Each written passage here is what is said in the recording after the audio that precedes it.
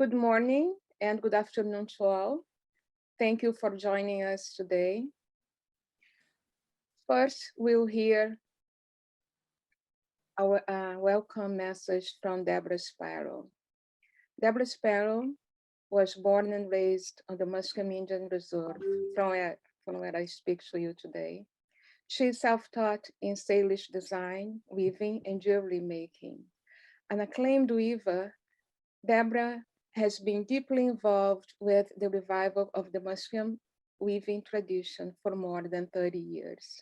Her artwork is exhibited nationally and internationally, including at the Museum of Anthropology at UBC, Vancouver International Airport, the Royal BC Museum, the Canadian Museum of History, the Burke Museum in Seattle, and the Smithsonian. In 2008, Deborah received the BC Creative Achievement Award for First Nations art. In 2010, she designed the logo for the Canadian men's hockey team for the 2010 Olympic and Paralympic Winter Games held in Vancouver. In 2018, Deborah was instrumental in creating the Blanketing the City mural series, a part of the Vancouver Mural Festival. For it, she created 3 giant murals that showcase Muslim weaving patterns and acknowledge the visual culture of the people whose unceded territory viewers are on. Deborah continues to create from her home in Muslim. She is also a teacher, having taught Salish weaving to hundreds of people of all ages. And she continues to educate others about the history and culture, beauty and integrity of her peoples through her artwork, activism, and speaking engagements. Over to you, Deborah. Well, thank you very much. I'd like to hold my hands up to everyone today and welcome you here to the land where we've always been, going back thousands of years, and fast forwarding to the time we're living in. On behalf of my chief, Wayne Sparrow, who, yes, shares the same last name as me. He's my younger brother, and I taught him everything he knows. That's why he's chief. Ha ha ha. He lives next door to me, and we share much information about what's going on in our community and in our world. And he follows, he walks not in the same shoes as my father and grandfather, but he walks in his own footsteps with them beside him, reminding him of who he is, reminding me of who I am, that we never lose the connection to who we are in all of the work that we're doing, whether we're a political chief like Wayne or someone holding the responsibility of stories and history through our creative process. So today we call, and we like to use the English term art, but in our community, we don't look at it as art. We look at it as a reflection of who we are since the beginning of time and how we bring that into the world today to share with everyone else. For 80 years, this weaving textiles that we today are sharing with the world, transferring to different venues, different types of modern contemporary ways in which we move over the last 30 years, sharing it in a different context so that everyone in the city of Vancouver, and hopefully throughout the world in the years to come, will know the Salish territory when they arrive to Vancouver, that we have been here since the beginning of time and we will continue to be here. And so all of this is reflected in today what we call art. And so it's about the knowledge and how we share it, and what our vision was as people before the Europeans arrived, and how we put that vision in place today, because there's a beautiful saying, without a vision, people perish. And if you have not heard, you will, the story of residential schools. and them taking our vision away from us to assimilate into a different way of thinking and being. The goal was to take the Indian out of the Indian, but that didn't happen because no matter how they tried, we stayed connected deeply to our life.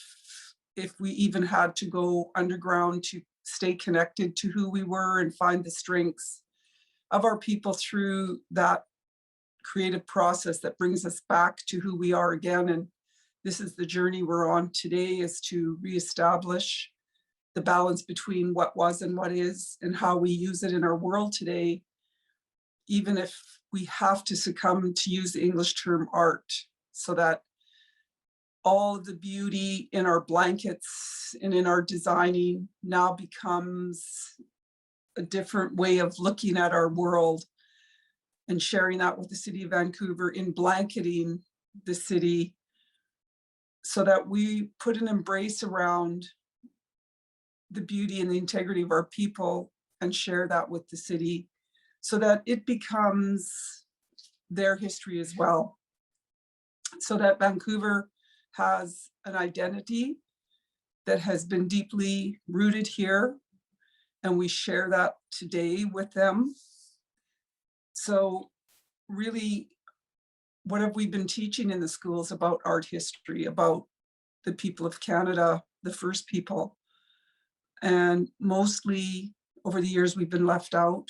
And so it's our responsibility to bring forward that which was silenced and reintroduce it, even to our own community, even to our own people. I'm teaching my daughter, finally, after all these years, she has decided to work with me and learn.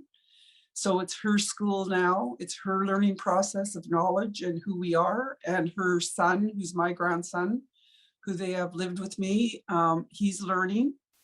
Today he presents a written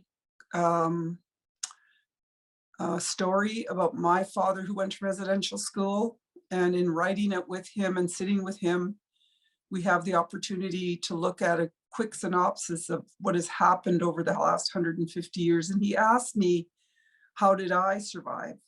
How did I stay, or did I stay sane through this whole process? And I said, look behind me where my ancestors are. Look behind me where my work is.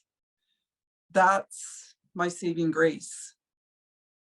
And that's my medicine. And that's my peace when stress has a threat over your head.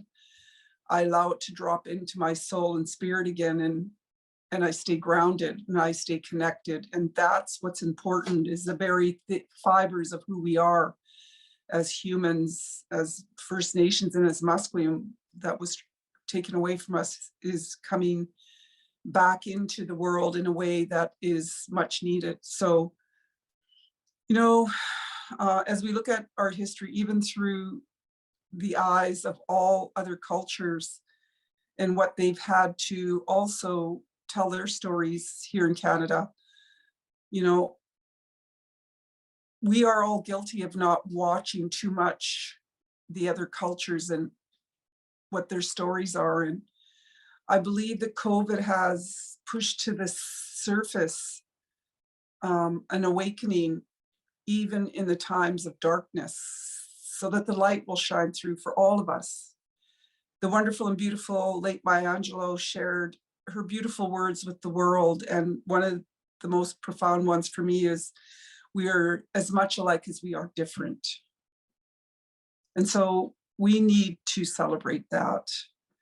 And to me, that's what humanity is and what we need to remember in who we are.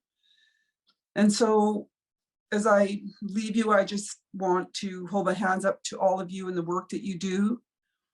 And we in this community and our outer communities will be making it part of our goal to know you more, to be open to all of which we can work with each other in our differences and in our likenesses. So I hope today that you have good conversations and that we all come to that place that's so ever needed today in this trying time, that we are now opening our doors and our gates again, that we might visit each other. And one day, as I mentioned, I might get to Nova Scotia or Newfoundland to visit.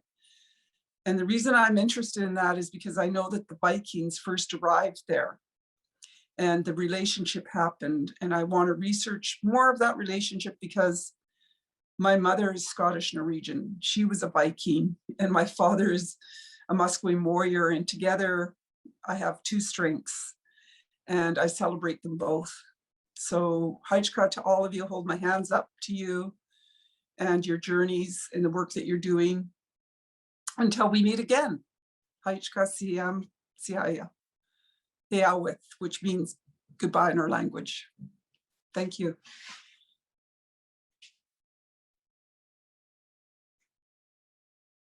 Thank you so much, Deborah, for reminding us of how crucial what we call art has been to the survivance and resistance that mark our, I'm talking about Indigenous peoples and Black people's existence over centuries of colonial and racial violence.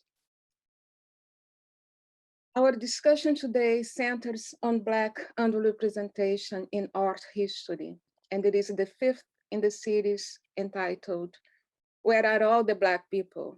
Underrepresentation in the Academy. Before we begin, I would like to take a moment to thank our event sponsors, and those are the Office of the Provost and Vice President Academic, UBC Okanagan, the Office of the Vice President Student, UBC Equity and Inclusion Office, Michael Smith Laboratories, Faculty of Science, and the Center for Culture, Identity, and Education. Next, joining us today are two esteemed guests, Mr. Alistair Watkins, soon to be PhD in art history at the University of Toronto, and Dr. Charmaine Nelson, who is a professor of art history at NSCAD University, Nova Scotia College of Art and Design in Halifax, Nova Scotia. We will hear from each of our guests for about 20 minutes each. And it will be followed by a Q&A session where we will open up to questions from the audience. So a few housekeeping items we'd like to share with you now. This session is being recorded. Auto transcript is enabled. ASL interpreters, as you have noticed, have been made available. And the Q&A function in Zoom is also enabled. So if you'd like, feel free to ask your questions using the Q&A function during the presentations. And I'll ask them to our guests after Dr. Charmaine Nelson finishes her presentation. So now I'd like to introduce our first guest speaker. Alistair Watkins is a PhD candidate in art history at the University of Toronto. His work explores 16th century Netherlandish images of peasants and the urban poor. He is a Robson Graduate Fellow at the Center for Renaissance and Reformation Studies, and his PhD is funded by a Joseph Armand Bombardier Shork Fellowship. He has done assistantships at the Royal Institute for Cultural Heritage, Brussels, and the Victoria and Albert Museum in London, and has worked as a visiting scholar at the Gemäldegalerie de la Galerie, Berlin. Alistair is a member of the Subcommittee for Inclusion, Diversity, Equity, and Access for the Historians of Netherlandish Art, HNA. He is also part of the ad hoc committee on the composition and role of disciplines for the Renaissance Society of America, RSA, and is an executive member of the Toronto Renaissance and Reformation Colloquium. TRRC. Over to you, Alistair.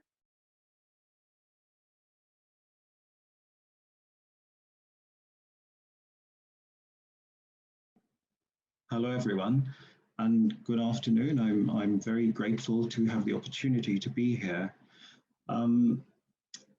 I don't have a scripted delivery for this afternoon. What I'm going to do is basically focus on what it's like to be a student, a graduate student in particular in art history. The first thing that I'd like to say is that the discipline of art history itself can be, and often is, a very dangerous place for BIPOC people. And that's the position from which I'm going to be coming this afternoon. One of the first things I noticed when I got into art history as a graduate student was that there was almost no opportunity to study under, study with, be guided by anyone who looked like me. Black people in the discipline of art history, and particularly at the instructional level, it was just virtually absent, almost entirely. And we use terms, I dare say fairly loosely, terms like systemic racism, institutional racism, but we forget something which is very important. And it's that institutions in and of themselves really don't have the capacity to be racist. So when we talk about systemic or institutional racism, the reality is that we are referring to institutions in which there are racists and there are colleagues of those racists who are compliant with the behavior in such a way that they don't interfere with these negatively reinforcing practices. As a graduate student in art history, I noticed also that, and I'll say up front, a lot of professors and institutions don't really think about it. There's a dilemma in which graduate students find themselves very often, and it's one in which when we sit in the classroom, we have basically two options at either end of a spectrum. On the one hand, as a graduate student, particularly as a BIPOC graduate student, if you participate in an active way in your courses, because we have to take them in the system, if you participate actively, then you are perceived, more times than not, you're perceived as overly zealous or attention-seeking. The opposite end of the spectrum is if you don't participate very actively, you are often perceived as not socializing well. How do you strike an appropriate balance in that kind of environment with those sets of expectations? And it tends to get worse. There are many courses which are set up in such a way that there is an allotted percentage for your marks, wherein it might be 25, 30% of your grade is based on this kind of participation. Now the Black person or BIPOC person is then put in this position where they are left to figure out, how do I participate? How do I participate in a way that is not off-putting to the majoritarian environment in which I find myself? Or how do I preserve myself, and oftentimes my sanity, by being quiet enough? So these are the two spectrums. I know I've faced it in all my graduate studies where I've had to take courses. So that is something, and I'm very certain actually, most instructors and professors really don't consider this. They just see the student or experience the student and think, why is this person not participating as fully as I'd like them to? Or why is this person so active a participant? So it depends on the kind of position that the student reads him or herself to be in and how they decide to react based on that. So that's one of the points I wanted to raise. Another thing that I wanted to mention or talk about was, if you don't realize what I'm about to say before getting into art history, then you tend to notice it very early on. The system is rigged. And it shows when you get into classrooms and you put forward perspectives which are not considered quote unquote traditional ones. You go to the instructorship and you try possibly to introduce these kinds of ideas, and you find yourself, if you're lucky, politely steered away from them. Okay. Another thing that will happen is there are more, how do you say, more vicious, more aggressive forms of interactions that tend to come to you when you try to do the things which are supposed to be considered normal for other graduate students. For example, it varies. It could be from taking a trip abroad, or like I had said prior, introducing a different idea. You are held as a Black person to an entirely different standard. And it becomes even more ridiculous when you see that your white colleagues are doing sometimes the exact same thing. But the way in which it's received is entirely different, completely different, oftentimes. Pardon. I wrote a few things down because I didn't want to forget any of the important points I wanted to mention while I was here. Oftentimes, we as Black students, and also in art history, we find ourselves in a very particular position. When I say particular position, it's because the field of art history in and of itself is considered culturally specific. It's another way of saying it is, and I'll extend what it is that I mean. It's seen as a pan-European discipline, particularly for Western Europe. And so you present differently, visually speaking, obviously, you present differently, and there is always an element of outsidership that attends to your person in your general and everyday participation in the field. You always come up against that. That's one thing. The reactions that one tends to get, or responses that one tends to get, trying to navigate the art historical space academically, can often come to you in ways that are not just negative, but like I said, vicious. Here's the problem that we run into, as I know as a Black student. The question becomes, to whom do I speak about these things? Or to whom do I report these things? Or to what department or representative do I make these things known? And usually, it's been my personal experience, there is no such department, like within any kind of proximal relationship to my own department. There's no such person in my immediate departmental space. I've studied art history in Europe, I've studied art history here, and the situation's the same. Why? This begs the question, why is this the case? And it's, if one gives it a think, it is clearly because of the relationship between DEI, diversity, equity, and inclusion, and the possibility for change. Because if you have meaningful inclusion and diversity, then the decision-making process changes because the perspectives at the table change. And consequently, the functioning of that space also changes. So the exclusion, marginalization, and outright rejection of certain types of people, like myself, means that the system as it is can preserve itself, not change, and hold the reins of power and directionality in its hands.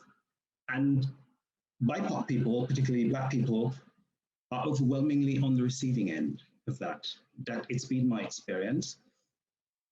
Regardless, I find, regardless of whether or not the environment says it is committed to change, it wants to have these things turned around, the people who can help to turn I can't say the system, but turn the situation around, are not given any kind of teeth to participate in the change process.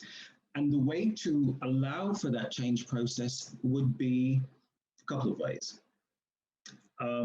One would be more vigorous recruitment of more students who look like me and other BIPOC students. That would mean having some sort of connection with the communities outside of the ones that are not in the visual majority. Somehow finding a way to, I don't know, reach out to high school students, reach out to the communities where certain BIPOC demographics are located normally, and show them the possibility of art historical pursuits. And that, yes, this is for them as well, because otherwise,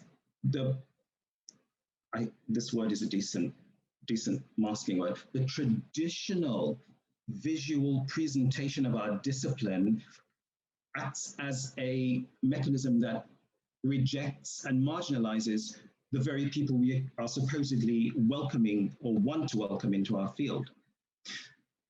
Also, when it comes to the admissions process, people have to be at the table that say, okay, this person's name is Eduardo, or this person's name is Singh, or something like that, and recognize the importance of taking a closer look at that application and a closer look at the references and ask oneself, why does this reference look this way? Why does it say these things?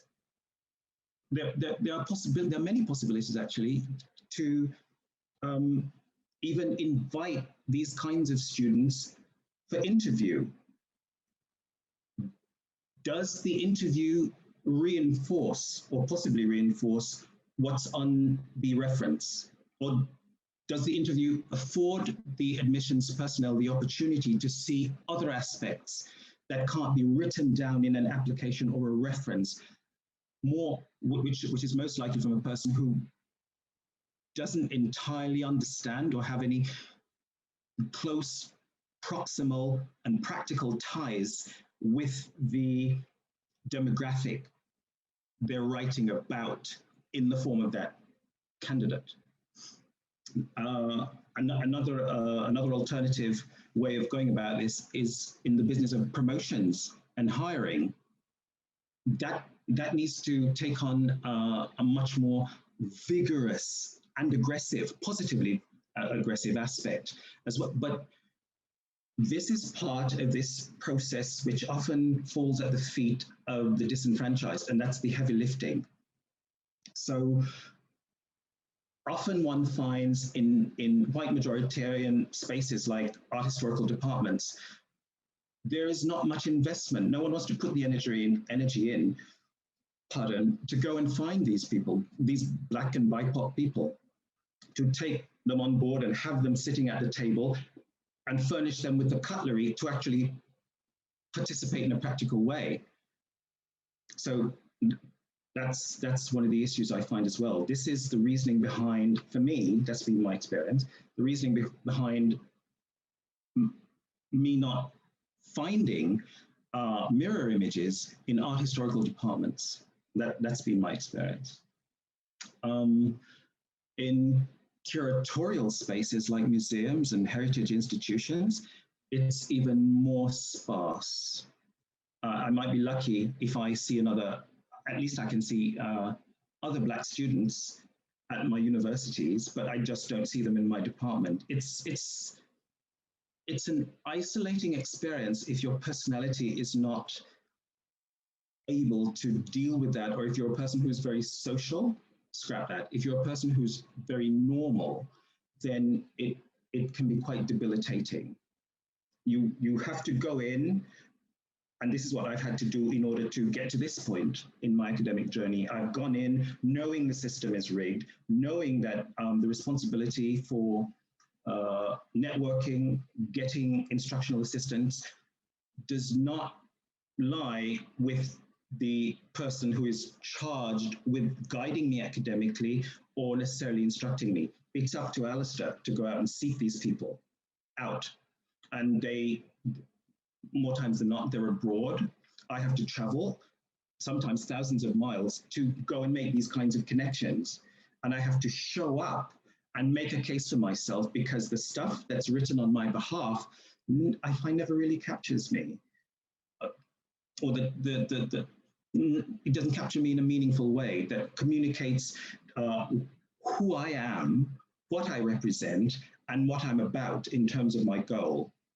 So that is something that's part of the heavy lifting, which is, it falls squarely at my own feet.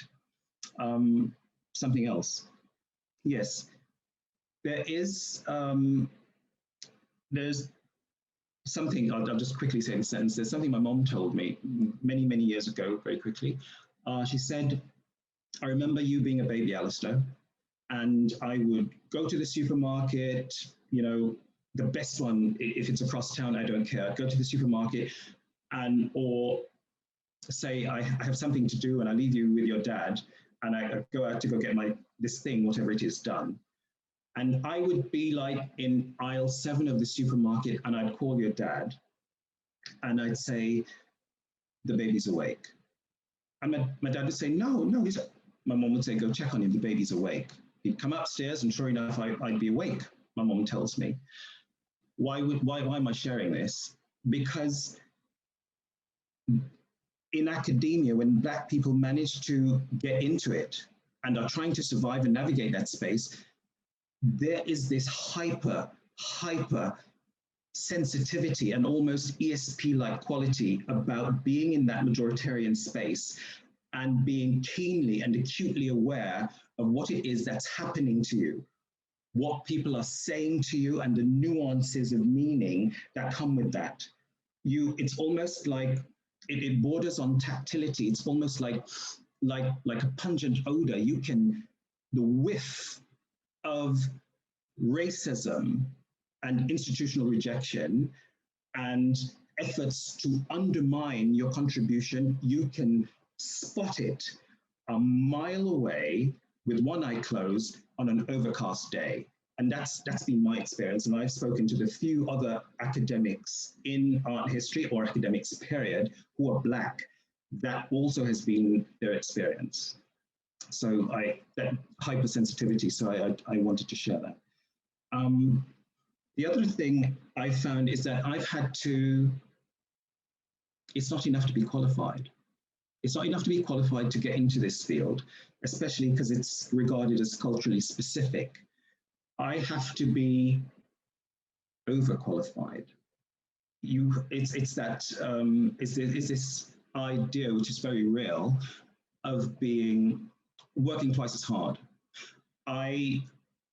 In my experience, in my academic experience, when I've spoken to colleagues at different points in the career so far, we've had just everyday exchange. Say, oh, how did you, get in to this? Why did you put your eyes on this program, and who did you speak to help, put your application forward, and so on? And said, usually the response I get is, I did my bachelor's degree, and then I sent in the application to the master's program, or I did my bachelor's and my master's, and then I sent in the application.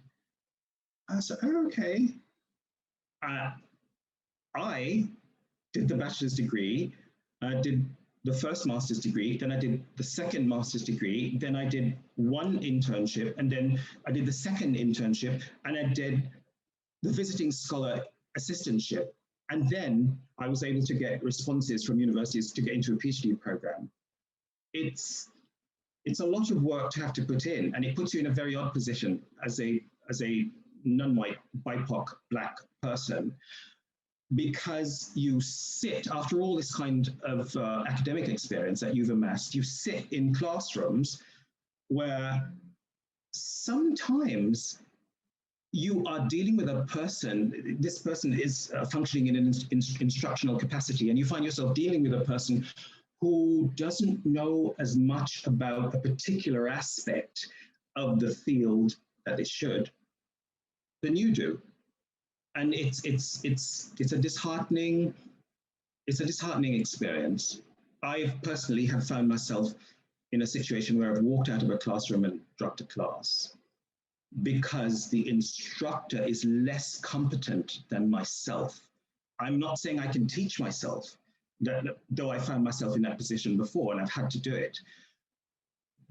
But it is a part of the reality of having to gain the knowledge independently. And so it highlights the fact that you are part of a system, you found yourself anyway, or chosen to be part of a system in which a green light is, or at times, given to people who are not particularly competent.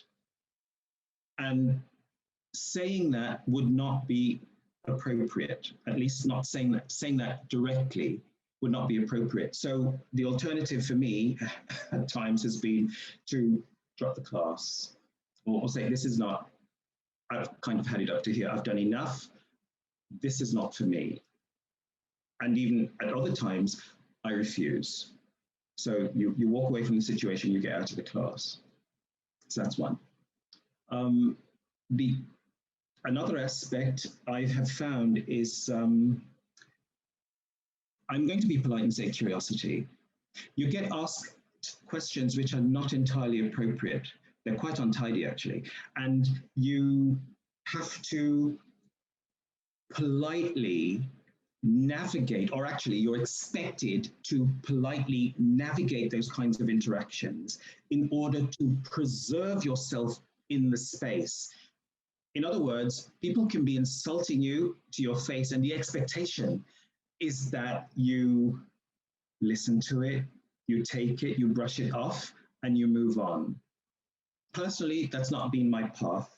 My personality is, I will be conservative and say fairly direct, and I have had to tell some people who are supposed to be guiding me or helping me or moving through this trajectory beside me.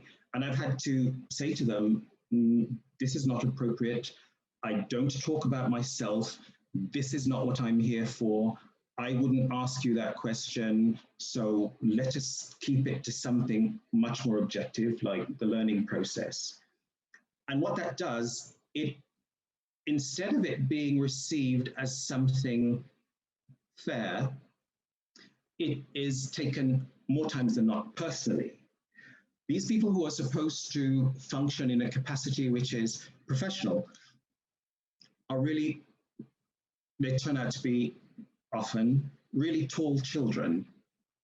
And how dare you say that to me? They haven't said that to me in turn in my experience, but that is the inward reaction which one can sense. I'm the professor, or I'm the instructor, and that gives me the right to tell you whatever I want, or to say whatever I feel comes to my mouth. And my personality is not very tolerant of that. And so along my journey, I have had people with whom I have disagreed, and in so doing, knowing even before I initiate the disagreement, I know that the situation is not going to position me well, but I've done it anyway. I don't know if it's just my personality, but I know it's necessary, because just as these instructors and professors and often colleagues think they have a right to preserve themselves, I have the same right and I claim it.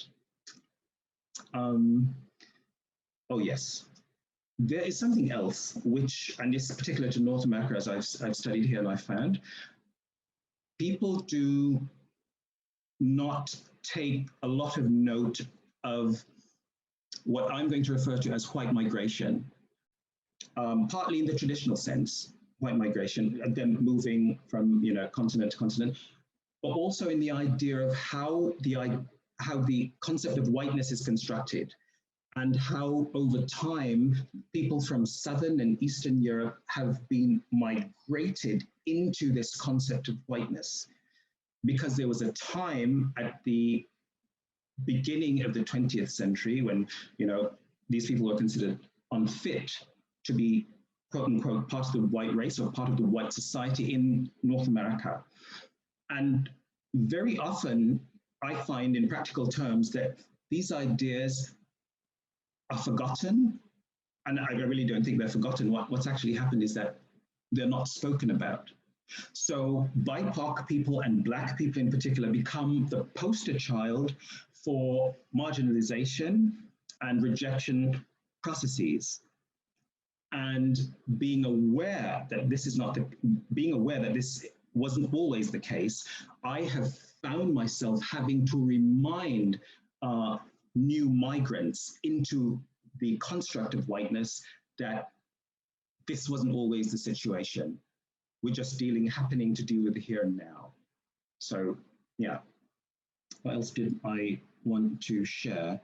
Yes, I've even found myself, speaking about as an extension of the point on preparation, I have found myself in situations where I've submitted work and I've received the corrections, and I've had to correct the corrections and resubmit the work.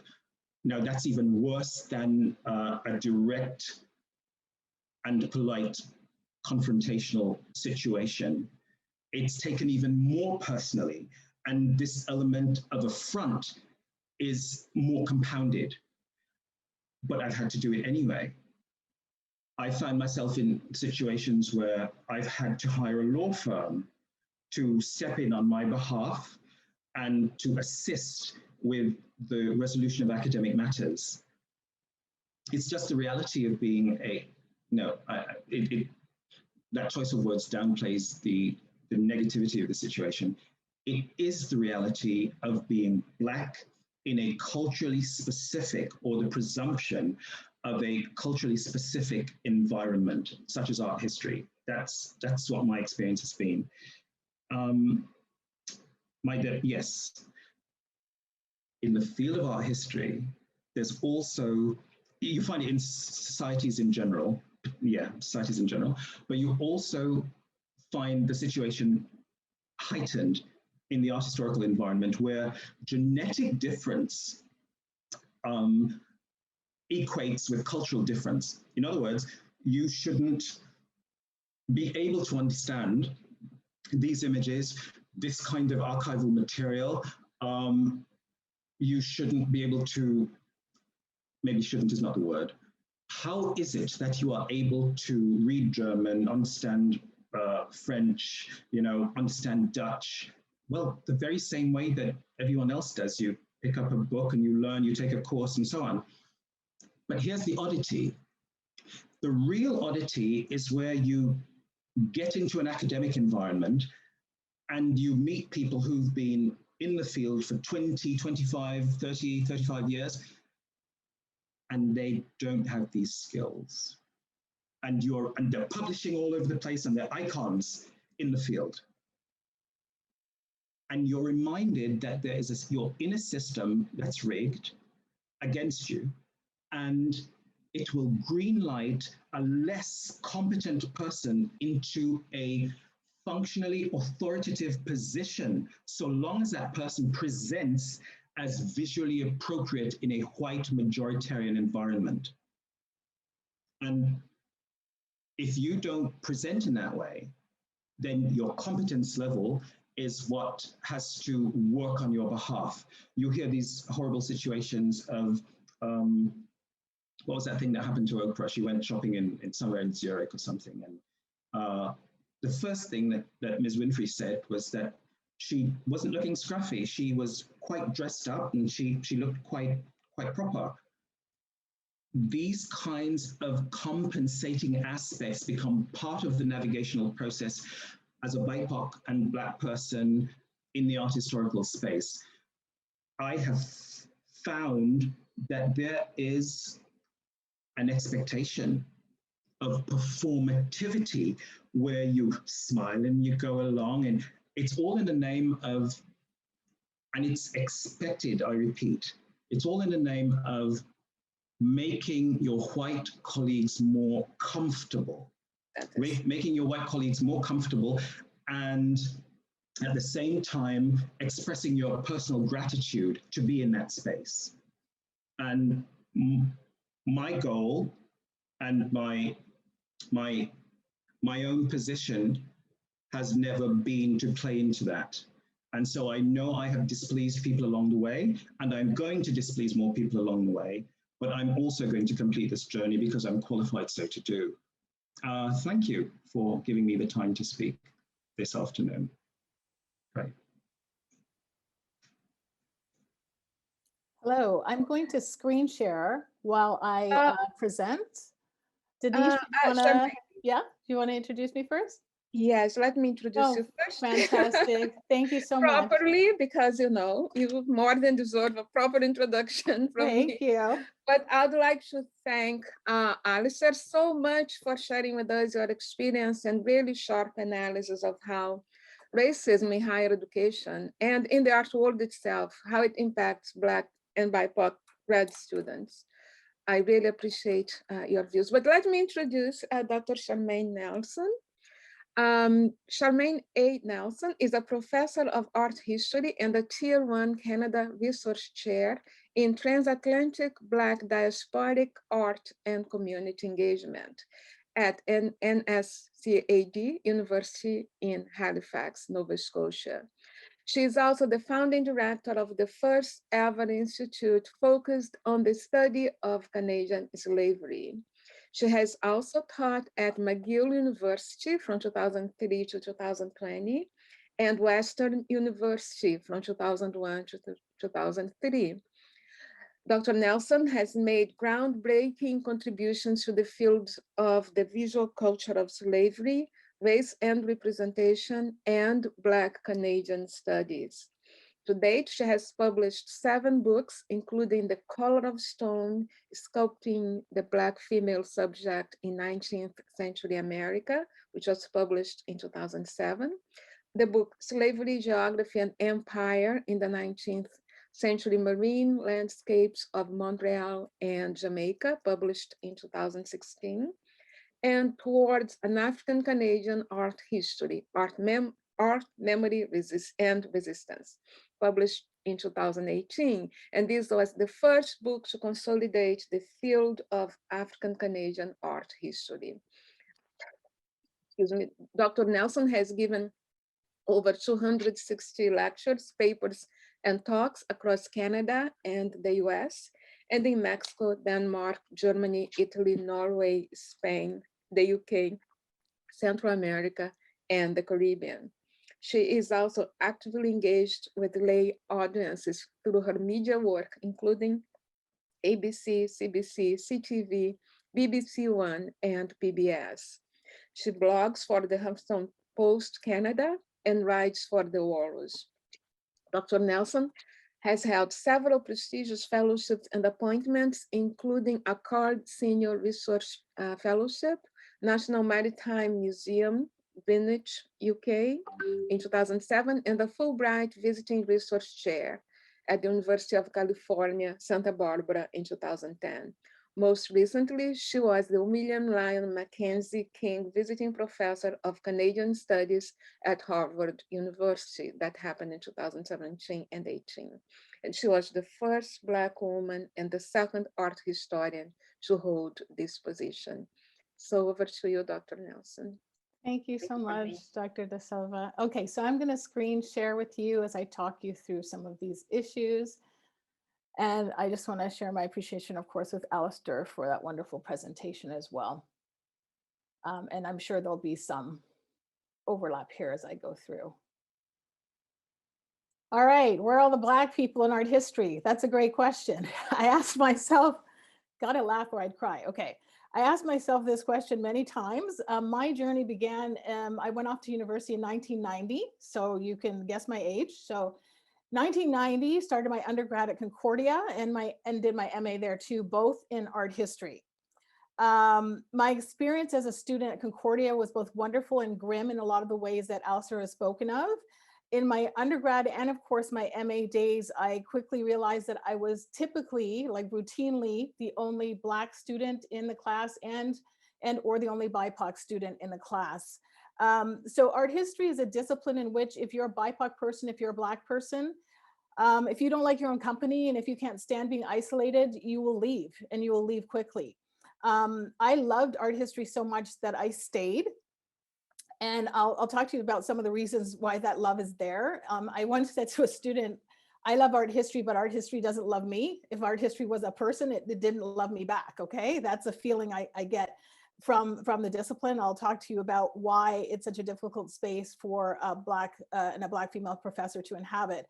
But my early years, of course, and my whole education, all 3 degrees, were characterized by this sense of isolation and having to develop my own networks, my own ways of coping with that isolation, and really being sure about and developing a knowledge and a sense of surety about what my path was and why I had selected that path, and that path was correct for me, correct for the discipline, whether or not I was getting outside validation of that. Okay, and that's something that typically a lot of white students who are writing about white artists and their representation of white people never have to contemplate, because they're validated all the time, and they're validated by professors who look just like them and who are constantly mentoring them. So that's something else to think about. So I did my PhD at the University of Manchester in England in 1998 to 2001. So I just want to point out that through that whole process of my education, both 2 degrees in Canada and 1 in the UK, I never had a Black professor. A Black professor in any capacity, in any discipline, including art history, who taught me anything. And in my art history at Concordia, I only once blessedly had an Indigenous professor, an Indigenous female professor, who was my angel and one of my strongest advocates and a mentor. So I really did have to, though, seek support from other areas. And I did get wonderful support from a lot of white professors, I have to say that, who, although they didn't necessarily understand fully what I was doing, or that wasn't their own area of specialization, they validated my questions and validated my path, which is why I'm here. So the other thing I want to mention is, in those early days of art history, there was ways in which, of course, as any student, you look for yourself in the content. And that's a difficult space to be as a Black woman and a Black person in art history. Although, because the discipline of art history is so Eurocentric in terms of what nations are the focus of the artwork that is looked at, you know, there actually were a lot of representations of Black people and Black people in diaspora in the context of slavery that my professors were showing me. The problem is they would literally show images with Black and white or Black and other racialized bodies, and they'd literally talk around the Black person in the image, which told me and everybody in the class that they didn't know how to narrate or speak about why the artist had chosen specifically to represent a Black person in those contexts. And you have to remember, a lot of the contexts were the context of transatlantic slavery. So in order to speak about those artworks properly and rigorously, they had to know something about transatlantic slavery, which they did not. So there I was putting my hand up and asking a question, well, why would Manet in 1863 France choose a Black female fully clothed maid in his painting Olympia to put beside the naked white female prostitute? He could have just painted 2 white women, and nobody could answer me. But to their credit, my white professor said, great question, why don't you write a paper on that? And that validation was what allowed me to stay in the discipline, knowing that I had a place. Now, the trick, though, is that I had to carve out that place for myself, especially in terms of Canadian art history, where a lot of these questions were not being asked before me in terms of the representation of Black subjects in Canadian art specifically. But what I blessedly discovered was that to the south, there was a whole group of wonderful academics carving out a field called African American art history, which had existed from the 1940s. So I found a network in those people, and also a network in the people who were studying slavery, those who were participating in the field of transatlantic slavery studies, and then eventually the subfield of the visual culture of slavery. So it was about finding my network and knowing that my network, though sadly, almost always was never in Canada. So I had to be able to deal with the immediate isolation of my study in Canada, except when I went to do the PhD, of course. And I had to live in a space where I knew that I had mentors and colleagues, but they were almost never at my own university, in my own department, in my own physical space.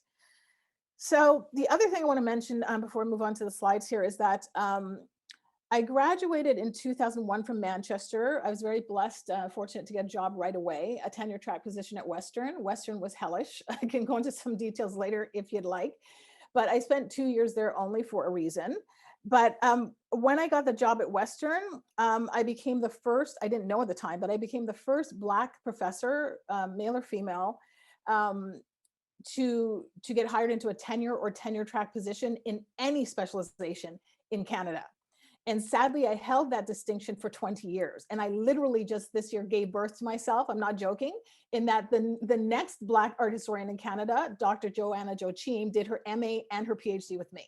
So do you get what I'm saying? I literally had to reproduce myself, which is sad. That's a sad state of affairs. And it tells you again how slow art history is, to Alistair's point, to welcome, to accommodate, to recruit, and to support Black and BIPOC talent, that it took 20 years and that it was me who had to do that.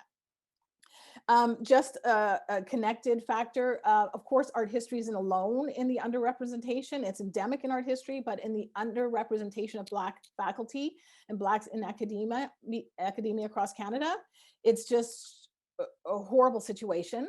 When I left McGill in 2020, I was one of 10 Black professors in the category of tenure or tenure track professors. And I have to point out that McGill is a monstrous university. It's huge. They have about 5,000 professors, about 1,726 of whom are tenure or tenure track. So I was one of 10 out of 1,726. So I will do the math for you. That's 0.5% Black faculty in that category, and they had 0.6% Indigenous. So that is a catastrophic situation we find ourselves in Canada, because EDI policies have been on the books for years, and they have been written to be unenforceable, and they have not been enforced, as I'm sure you know at UBC as well. So in terms of the nature of the discipline of art history, a lot of things that Alistair already shared, so I won't go into too much detail, but it's a terribly canonical and hierarchical field, and canonical in terms of which artists are you allowed to study, which artists are deemed to be worthy, which media are deemed to be valuable enough to study, right? So even within media, when you talk about painting, what type of painting are you talking about? Traditionally, oil paint has been valued higher, let's say, than watercolor painting. In the nature of production, is it an individual artist, the one hand touching the canvas, this modernist idea, or is it collectives? Usually anything to do with poorer people, lower income people, or people of color, or women who work collectively has been dismissed and not as high art. And in terms of genre, of course, there's a hierarchy there too. Are we studying history painting that's valued, let's say, for instance, above still life? And then regional bias, let's all study Europe in certain parts of Europe over others. And then you're lucky in an art history department if you have an Asianist on staff, or you have someone studying the Americas or someone studying Africa. That's typically what's left out. So that gets marginalized, of course. The methodologies too have been problematic because they've reinforced those hierarchies. And the outcomes you can see then is we've been less traditionally then with canons of white male upper class artists who are typically heterosexual. The regions, the spaces, and the themes that are of the privileged groups are what get deemed to be high art. So what are white straight men painting at a certain time? And think of the modernists. Why are all the white guys actually painting in brothels? Who could access a brothel safely and not be, as a woman, be called a fallen woman? Right? That's not what the female Parisian modernists were painting, because they did not have access to those spaces, and that's not what they were deemed in their own lives to be modernist topics. But of course, they're then built into secondary canons. Number three, artworks which were inaccessible to most women and people of color had been traditionally deemed to be the most legitimate. Europe has been studied, sadly, as nations, not as empires. So there's people who will study, for instance, the 17th century Dutch, like the Netherlands, but study it as if it was a nation and not an empire. So they wouldn't discuss, let's say, Dutch colonization of Curacao or Brazil and the artwork that's coming out of those colonies. That would be completely excluded from how that professor works. And then lastly, when white art history professors teach about white artists who typically are representing white people, they position themselves as talking about humans. So what happens to someone like me who works with a Black diaspora, often in the context of slavery, is I get marginalized as that Black female professor who's constantly talking about Black people, as if those white professors aren't also talking about a group that has a racial category, right? So this is the bias that gets staged in this type of delineation of the practice. So this just show you then, I'm a little bit outside the box in that I have left a lot of this deliberately behind, and I've questioned all of it and said, that's not how I want to practice. So for instance, my current project is actually looking at what's called fugitive slave advertising, the print ads that were printed to hunt escaping enslaved people, and to read them as unauthorized portraiture, to take the visual text, the text as a form of visual representation of the enslaved people that was unauthorized. Okay, this in traditional art history is like, you know, people would say to me, why aren't you in anthropology, and nonsense like that. But for me, then part of my practice is to push at the boundaries of what is considered to be art history, to expand the discipline itself in terms of the types of art that are seen as valid, to bring that type of rigorous post-colonial or Black feminist methodology to, and to question the types of questions literally that we pose in the face of the art. So this also makes me different because I move between national boundaries, which are, you know, really almost a type of religion for a lot of art historians. If you know any art historians, you ask them what they do, often they'll throw out to you a century and a nation. So they'll say, I do 18th century British, 19th century France, 17th century Dutch, etc. I don't lock myself into a nation because I work with the Black diaspora. And the Black diaspora then is a transatlantic alignment. So I try to shake all that up in terms of my practice. So what that means too is I'm unusual because I move between types of art and visual culture. Some of the visual culture traditional art historians would not even look at. So for instance, a lot of the print culture that I look at, a lot of the photography, the historical photography that in its time was not necessarily considered high art. And then I also do more traditional high art like painting and sculpture as well.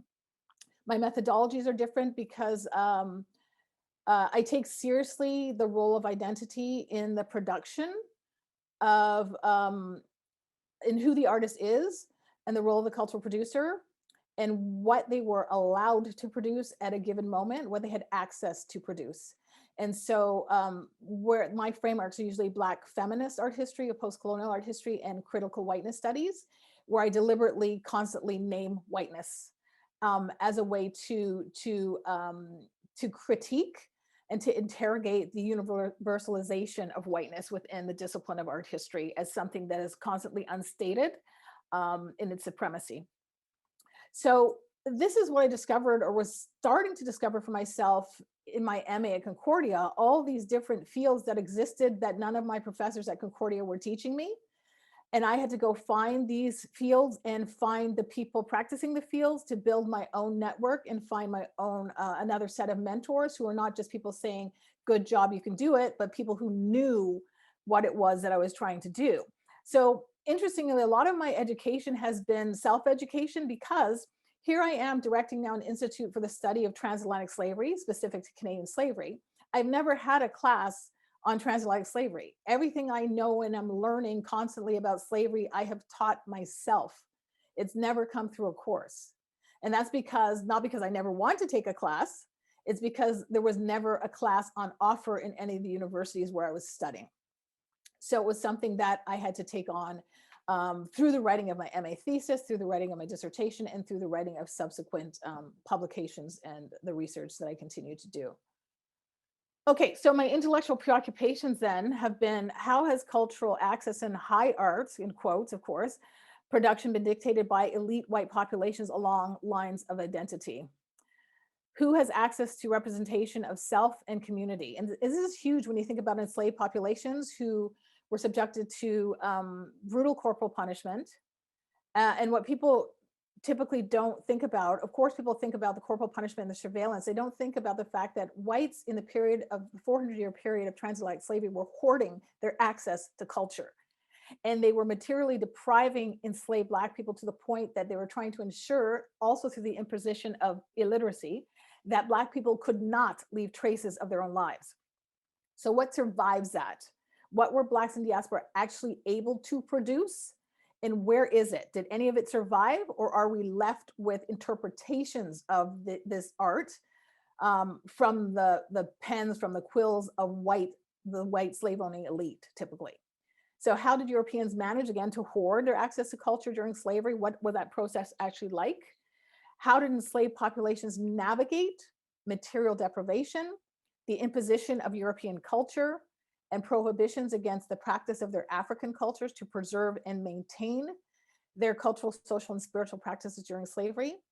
And finally, what types of art and visual culture did enslaved populations actually produce, right? And how much of it has survived today? So my life as a Black professor, this is rough. There's so much joy in being a professor, especially in working with the students. But if you're a Black professor, a Black female professor, there's so much self-defense. You're constantly in self-defense mode. And you have to find ways to navigate a system that was never meant for you, never built for you, and was basically, if you're able to enter the system, meant to spit you out, meant to spit you out. So what does this look like? Number one, it's a lack of support or outright racist aggression and sexist aggression from colleagues and chairs. Is a big deal when it comes from the chair, because that's someone who's supposed to be, of course, supportive of you, and it's your direct supervisor in many ways. The promotion, part one, the tenure process looks different for you as a Black professor. You have to be aware of the unwritten rules. For me, a lot of it has been around administrative roles and how they're assigned. And promotion part two, who gets to be full professor. Again, what that looks like for you is completely different than for your white colleagues. The retention processes are different, as I just found out, trying to go through a retention process with McGill, because yes, I did give them a chance to keep me. And a lot of issues with students that white professors do not deal with at all.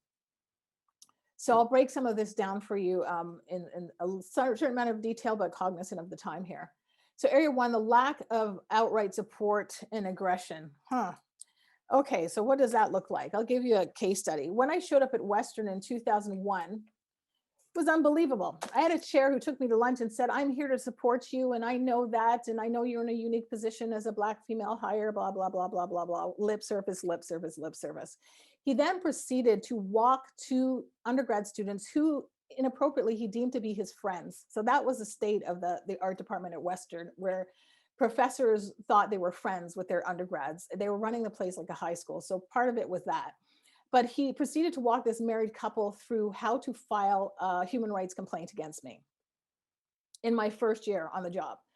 And what had transpired was basically the woman in the couple had lied to him and left my class after a test because she didn't finish on time. She thought the test was 3 hours. It was actually 90 minutes. Every single person in the class finished the test in 90 minutes except her. But she made up a story about how I had accosted her in front of the class, never happened, and ran to him during my class. And he walked her through step by step how to file this complaint. So part of what I learned right away is that the people who are there to protect you, to help you, to mentor you, for whatever reasons, when they're white people, often turn against you, and not just maybe have apathy for you, but actually aggressively try to derail your career. So basically the second half of my first year at Western was fighting for my academic life in defending myself in that case. So you can imagine, as a young professor teaching 4 classes out of the gate, that was a lot for anybody.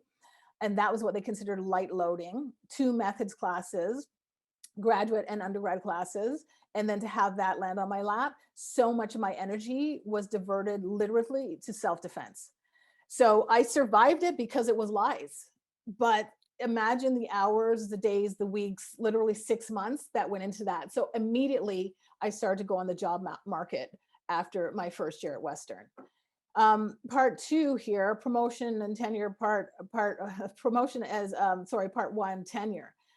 Okay, so, and I'm giving you personal experiences here, which I know are not at all rare or unique to me. They are happening all the time to my Black and BIPOC brothers and sisters, but especially to Indigenous people and Black people in Canada and elsewhere. So I was ready to go up for tenure in my 4th year. I presented my CV to the chair to have a discussion with her. And I say her because I want people to be very clear. This is not just coming from white men. This is a white female chair. And I had absolutely everything written down on the page or more than what was written in terms of book publications. At the time, they didn't want a book, actually. My department wanted a certain amount, 5 or 6 book chapters and or journal articles for the research, of which McGill is all about. You could be the worst teacher in the world. If your research is there, you're going to get tenure. And I had served for those first 2 years as undergrad director in a department that has a minor, a major, and an honors program in art history with a cohort of 500 students at a time. Okay, so that was heavy lifting. That was a lot of work. So she told me, though, go away, no explanations, that you're not ready, just go. She wouldn't even discuss my CV with me. Come back next year, she said. So I went back the next year, and mind you, I'm trying to go up early here, but I'm trying to go up early as any person is supposedly able to do, because I had achieved what they said I needed to achieve to get tenure. And with tenure, you get the promotion, which is a salary increase, and you also get the stability of being tenured, right? That promotion to associate professor. So the second year, I come back and she gets threatening. And she says, basically, first of all, I sent her my CV, which was even better at that point, and she says, well, you don't have any research grants yet. I said, I've won a SHIRK and I've won an FRQSC. So I won the Quebec equivalent of a SHIRK and a SHIRK. What do you got next? Well, you haven't done a certain amount of conferences. Yes, I have. Well, where's your publications? Well, I have a book in press and an edited book in print. And at that point, it was a threat. And she said to me, and can I point out, she was actually dating and engaged to the dean, a white man. So I had nowhere to go. I had nowhere to go, or I didn't know where to go. So she said to me, if you go up for tenure against my request, I will make sure that you get fired out of your 3-year contract. So imagine that. So I'm just asking for something that I've more than earned for 2 years in a row, and it results in a threat against my very job, right? So at that point, I just backed off, didn't know what the heck was going on, because I'd always assumed that I would get a lot of racism and sexism. I experienced a lot if I underperformed, if I lived up to the stereotype of the incompetent Black professor. But what was happening is my overperforming or outperforming some of my white colleagues is what was so upsetting to them. So in this process too, I came to find out that the same woman had destroyed some letters that had been written in support of my tenure by various academics who attended a conference that I had convened in 2005. So first she had called me or emailed me to tell me the letters were inappropriate. And keep in mind, I didn't know the letters were being written. Nobody copied me on those letters. But these people were so enthusiastic that I'd hosted a conference on Black Canadian Studies that they wrote these letters to her. And she wrote me and said that it was not to my benefit to urge people to write on my behalf in this way, and that it would backfire. So first of all, she suspected some kind of underhanded conspiracy where I must have been at the root of the people who were celebrating what I had done and achieved at that conference. And of course, she had never been to the conference, so she didn't understand why people were so enthusiastic about it.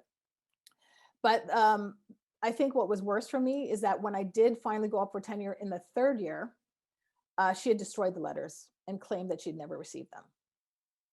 So what I came to realize there too is, simple things like at that moment, I should have said, I want copies of the letters.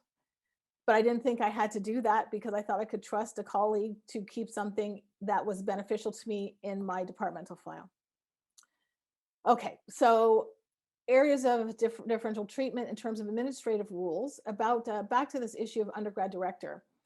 In my department, I'd say to everybody, say to BIPOC people, be wary of unwritten rules. My department, they came up with a set of rules. Oh, nobody here wants to be dean one day or provost, so let's all just line up and become chair back to back in order of seniority. Really? Well, when it came time for Charmaine Nelson to be chair, it was so obvious that I was passed over, it wasn't funny. And what I mean by that is that they literally went to get my white female colleague who was on maternity leave. to ask her to be chair instead of me. And I was clearly more senior to her, both in terms of my 2 years at Western. Her first job was at McGill, whereas I'd had 2 years prior, and in terms of the date of when we got our PhDs. So I was bypassed altogether. And I now realize that was a way for them to try to prohibit me from getting promoted to full professor. Because in that promotion process at McGill, you need to definitely be an international or internationally recognized researcher, but also either your teaching or your administrative work has to be so-called senior. And how many of my white colleagues achieved that was by being chair of the department. So them blocking me from access to chair was one way for them to try to achieve that. So I was really conscious then that they were constantly pushing me towards the undergrad director role, which again had 500 students across 3 programs. But to my colleagues who never served in that role, they deemed that to be a lesser administrative role because there was no money involved, because there weren't a lot of grants being handed out to the students. Whereas the grad program director, because they were working with money, although they had just a really small cohorts of students, was considered to be a heavier load. And I just like to add to that too, the fact that the EDI work that is often handed off to us as Black professors is basically disrespected by our colleagues. And although I served as a Senate Equity Committee chair of a university-wide committee on race and ethnic relations twice, when it came time for me to be promoted to full professor, it's like that whole administrative load that transpired across 4 years did not exist, because my white colleagues didn't value it. They didn't see that as senior. Okay, so that's something else we need to be aware of. In the full professor promotion to full, I was promoted finally to, I was tenured finally in 2006, promoted to full after 2 delays again. And can I just say, I did my homework at this point, to figure out what was going on. My white male colleagues at McGill typically were being promoted to full. And think about this. McGill is all about the research again. What they wanted to know is, are you an established researcher with an international reputation to let someone be full professor? My white male colleagues were being promoted in general to full professor with 3 books. By the time I got promoted to full professor, I had 5. So we have to think about this too. What is also happening is, of course, everybody loves to talk about the gender pay gap because that's about white women. There is a race pay gap and a race plus gender pay gap. So by the time I finally got to be full professor, I was tens of thousands of dollars underpaid compared to white male professors who had not produced, lectured, published, done media work anywhere near as much as I had. And this led to a grievance process too, which, to Alistair's points, the grievance systems in universities like McGill are set up to spit out the griever, if you will. And at McGill, the way they did that too is by trying to staff them deliberately with people who are not professional, people who never studied in the areas of things like Black feminist thought or queer theory or critical whiteness studies. It was like, no, a staff member could be a grievance officer by attending 3 seminars. Okay, so this is a type of thing, it's a system that's set up to fail, but meaning to fail the person who actually has the grievance. Okay. Retention process was a nightmare at McGill, and I'll just say they failed me in every way. They actually knew, of course, because everybody knows what Canada Research Chairs get paid with Tier 1 and Tier 2. And the initial offer of the salary was literally, I'm not joking, it was $35,000 below what they knew that I would be getting from NASCAD. That's how not serious they were about retaining me. The other thing I want to point out here too is that McGill is a university with internal research chairs abounding. There's the senior one called the James McGill, and there's a junior one called the Dawson chair.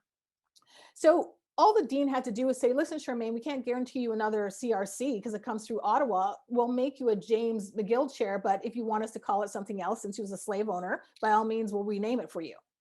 Okay, and that's what they've done again and again and again and again and again for my white male colleagues and white female colleagues who came with an offer in hand. And several of these James McGill and Dawson chairs are actually in my little tiny 14-person art history department. So I knew very clearly what was being offered to white people, and I knew what was not being offered to me. Basic things like a research stipend, course reduction. McGill offered me 0 course reduction. This is unheard of, right? So they wanted to pretend they were offering me a chair with no course reduction. The whole point of the research chair is to free up time of that professor to do that research. So whereas I knew that there were white male colleagues, again, with far less production, who were teaching 3 classes a year and 2 classes a year, they were saying to me that I had to be left at 4 classes a year, that they give me a research stipend with which I could buy myself out of 1 course a year. So therefore the research stipend wasn't a research stipend, okay? The other thing that was clearly racist in how they approached it was the lack of a spousal hire for my husband. And this is just typical at McGill. But here's the thing. When you're dealing with BIPOC people, what you have to understand is often we don't show up as 2 professor households. So what are you going to do for my spouse who is not a professor? And there are many things that could be done in a university system that has, 40,000 students and how many different employees, but they didn't want to do that. And again, I know this not to be the case with white colleagues, because literally in my own department, their spousal hire, the spousal hire practices has been there and had been institutionalized. Okay, so these are the type of thing, the perks, the benefits of promotion, of doing well, of holding your own are not extended to us as Black people. And just to tie up here, the way that students interact with us, and not just white students, sadly with BIPOC students too, with white students, there's one issue. And a lot of that is an over familiarity. It's, I listen to hip hop and I love Bob Marley, so I'm gonna knock on your door and call you Charmaine. Whereas they go to the white guy's office and say, Dr. Stern or Professor Stern, right? So that's going on constantly with white students. But also too, I have to say, sadly, I've had some really profoundly disconcerting and disrespectful engagements with BIPOC students who just took for granted that they could get away with certain things with me because I was a Black woman who had their back. And for instance, what this looked like just recently is just before leaving McGill is I had 2, graduate students to whom I assigned, what I thought was a wonderful salary RA positions to do a certain amount of work across 12 weeks. Neither of them did 1 week of work, not 1 week of work. Both of them women of color, both of them BIPOC women. Never had this happen before, but I said, what is going on? What is this would not, I know this would, they would never pull this with a white male professor. There would be an email, there'd be an explanation, there'd be an I'm sick, there'd be a I'm so sorry, nothing. Just no work for 12 weeks. So it's that kind of constant disrespect too that you're battling and having to navigate as well. And that's coming also from your colleagues who constantly too don't even necessarily see you as a professor or a staff member. So my lessons are not necessarily happy ones, but now they're good in that I know how to hold my own in an institution where often people don't want me there. So number 1, experiences of racism and sexism intensified the more successful that I became. And again, this was just like a what is happening moment for me. I did not understand that. I thought, again, incompetence will get me, get people after me. No, shining, don't shine too bright, Black person, is the message I got consistently. 2, your colleagues will literally not recognize you as a professor or a staff member. Like literally, what are you doing on campus? You can't possibly belong here. And think of this, a place like McGill where this happened to me, I had a white female colleague stand in front of the staff female bathroom and not let me in the staff female bathroom that had a key entrance. I had to hold up my key and show her that I was a staff member. So it's one thing if she doesn't think I'm faculty, but she didn't think I could be a cleaner. She didn't think I could work in the cafeteria. She didn't think I could be an administrator, nothing. Number 3, colleagues who resent your presence and success will literally rewrite or differently interpret the rules and regulations to your detriment. And I saw that happen again and again, especially when it's time for promotion. It's not what's on the page for you as a Black person, it's what they put in their heads and what they think they're gonna do. Okay, so you have to hold them to what's on the page. Number 4, the institutionalized benefits of success will be withheld, right? When you get promoted, you get a salary increase. What about retention? What about spousal hires? What about a research chair after 7 books at McGill? No, right? Those are all the things that are just handed out and handed out in completely, in ways that are completely not transparent in a lot of institutions, right? Until Shirk says, listen, we want to know what you're doing, is when they're all scrabbling now to keep some data on this. But it was clear to us at McGill that they were always going to white men, these chairs, right? Number 5, unwritten rules will be dismissed and overlooked when it comes time for the Black female professor to benefit. Some students will assume, again, this casual, friendly, or combative relationship with you, which disrespects us in terms of our position and our authority. Number 7, some students will misrepresent their interactions with you on the basis of stereotypes. So how many times have I been like, really gentle with a student, really accommodating with a student, and they'll go off to the third party and claim I was yelling at them. It's like, so what? Do I have to videotape every engagement I have with a student?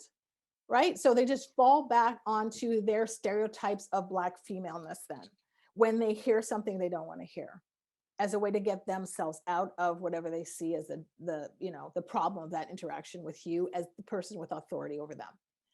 Number 8, the university will enlist you in EDI work, equity development and inclusion work, that the institution doesn't value at all. So I had all this EDI work as admin work. And of course, at McGill, when my colleagues were looking at my dossier, or my chair was looking at my dossier to green light my going up for a full professor, it was like, what is this? I don't understand what it is. Right, because you don't do any of it. That doesn't mean it's not work, right? Because all the BIPOC people are doing it, right? So be very aware of that. We have to, as BIPOC people, doing that heavy lifting. Number 9, you will have at least 2 jobs, including doing your work as the professor and also being the Black person on a campus that's typically bereft of other Black people. And to Alistair's point, of course, in art history, this is just multiplied. And then the last one, much of your energy will, of course, be diverted to self-protection, to the mentoring and support of marginalized BIPOC students, which again is unacknowledged by your colleagues, and to the unacknowledged education of colleagues as well. So I'll just leave that there for now. Thanks, Denise. Thank you so much, Charmaine. It's a brilliant mapping of the academic field of art history, but also of academia in general, of how unwelcoming and unsupport these are to Black students, academics, and Black studies, themes, histories, questions, etc. So, and then, and thank you so much for sharing how you've navigated it. I see that that is one question, but unfortunately we have 2 minutes, and I'm afraid we'll have to finish without covering your questions, but we'll share them with Dr. Nelson and Mr. Watkins.